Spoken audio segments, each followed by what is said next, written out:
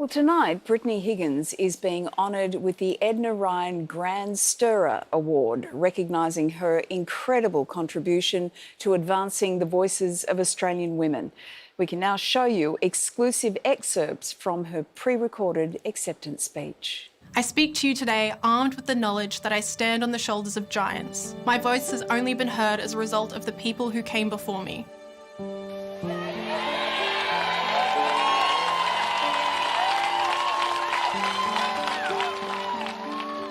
At the start of this year, before I resigned my job in Parliament House, my partner gave me a little totem to look to whenever I felt overwhelmed or afraid. It was a note of something I had said to him when I gently broke the news that I decided to speak publicly. For months, I carried that little note David gave me in my pocket, and wherever I faced a challenge, I would always come back to my own personal mantra for strength, to make it easier for other women to speak. In Australia, we have long been aware the institutional and structural failings that facilitate gendered harassment and violence. 1 in 5 women over the age of 15 has experienced some form of sexual assault. The truth is, most women either have a story like mine or know somebody with a story like mine. Justice! Now! Following the historic March for Justice rallies across the country, the Prime Minister of the country decided not to embrace the moment to enact reform, but instead retorted that not far from here, such marches are being met with bullets. Even now are being met with bullets. It served as an important reminder of just how ingrained sexism is within our major institutions, including federal politics. Let's not kid ourselves here. This is a problem we all have, and we all must address together. I sat across from the Prime Minister trying to seek out any firm deliverables beyond more reviews and reports about the culture inside Parliament House. We had a very robust discussion. The Prime Minister acknowledged that the system had let me down. Only to be rebuffed by him saying, "It's your right to ask, it's my right to consider." When I expressed my disappointment, he seemed shocked that I wasn't merely grateful for his time. It's time our leaders on both sides of politics stop sidestepping the issue and actually commit to addressing the problem. The first resistance to social change is to say, it's not necessary.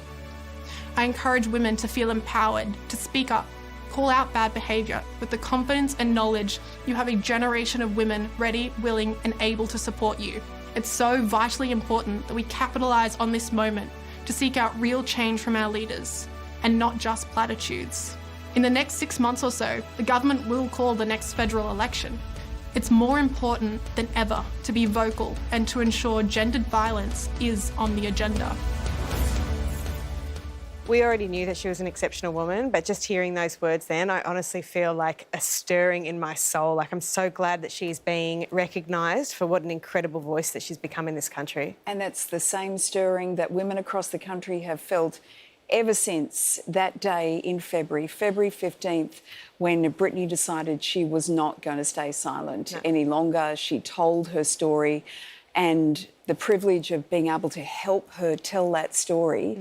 Brittany and I have obviously become very close since that moment, and I have stood in the background and watched that woman have everything thrown at her, trying to discredit her, trying to diminish her story and make it a political problem that was going to go away.